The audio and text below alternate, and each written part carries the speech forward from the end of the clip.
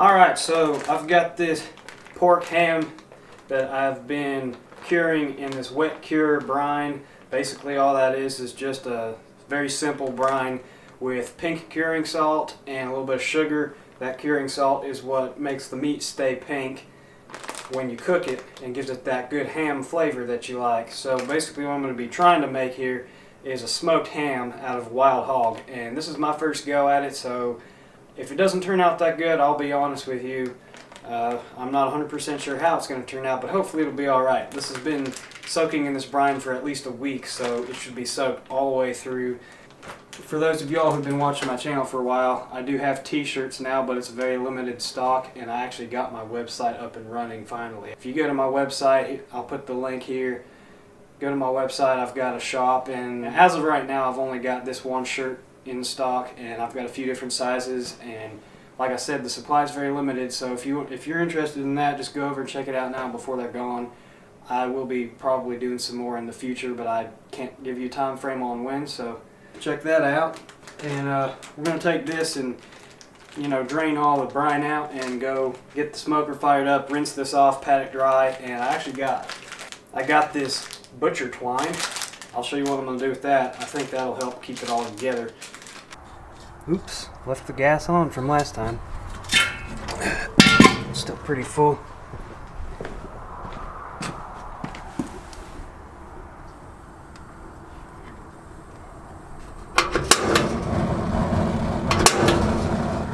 Alright, I got the smoker box here. I'm going to let it warm up while I get this ham ready.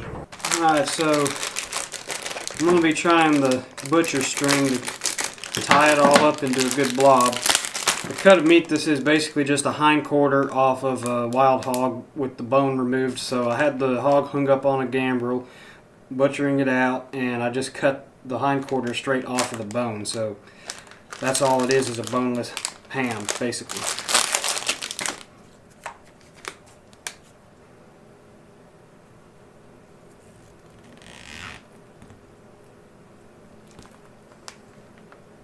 Okay, I've got this thing bundled up with a few pieces of this butcher string here.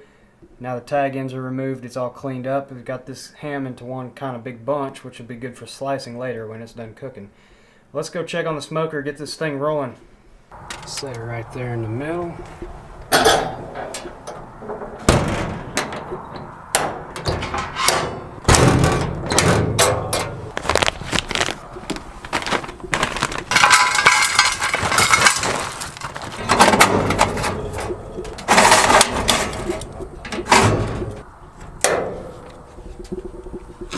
I'll turn the heat down a little bit on both burners. So I want the temp to be somewhere between 250 and 300, so I'll keep an eye on it and adjust the temp as needed.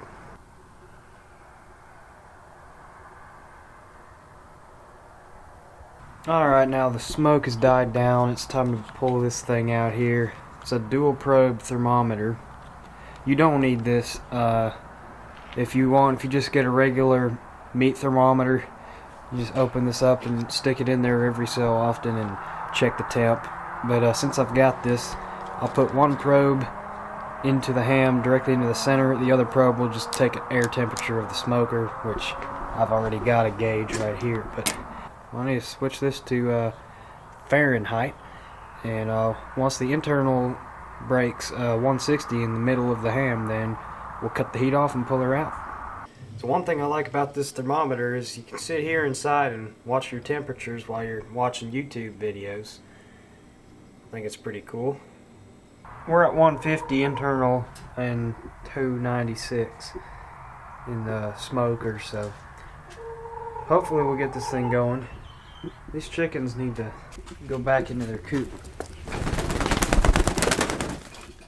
Alright, go roost in your coop, right? Just like your friends. Alright, notice I'm only 4 degrees from the desired temperature of 160 on the internal temp. I also cranked up the smoker up a little bit hotter than normal just to finish it off. So it's getting hotter here in the smoker. I'm going to cut the heat off. The outside of the ham is definitely a lot hotter than the middle, so I'll cut the heat off, but it's going to equalize as I let it cool down over the next 10-15 minutes. And that whole ham is going to be perfectly done. Then I will put it in the fridge, let it sit overnight, and we'll slice it up in the morning. I've been smoking this thing for about 6.5 hours, so. Alright, here's our smoked ham after sitting in the fridge overnight. Smells good already. I'm going to cut these strings off. Alright, I'm going to cut just a little piece off it somewhere. I'm not sure where would be the best place to do that, but I'll just cut me a chunk here somewhere.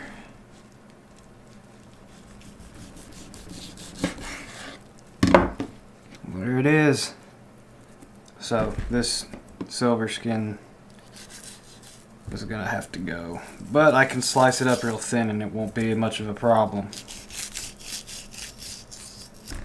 Cut this into a couple chunks and give it the taste test. Well, it tastes pretty good. It tastes just like a ham. It's just a little bit on the tough side, not really bad. I got a fix for that. I got my meat slicer. Gonna go clean it up real quick and get it ready for some thin sliced shaved ham. Let's go see how this works.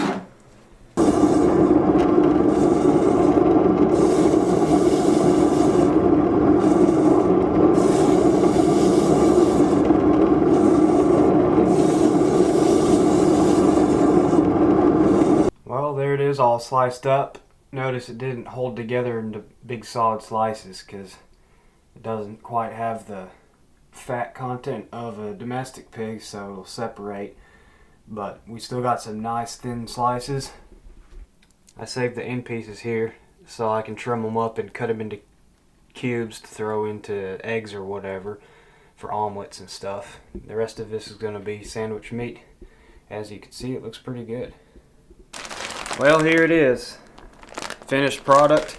I think it turned out pretty decent for a first try. I hope y'all enjoyed, and if anybody else out there has done stuff like this and has any kind of advice or suggestions for me, I'm open to hearing that. Once again, I'll have the recipe to the cure and then other stuff I used in this down in the description.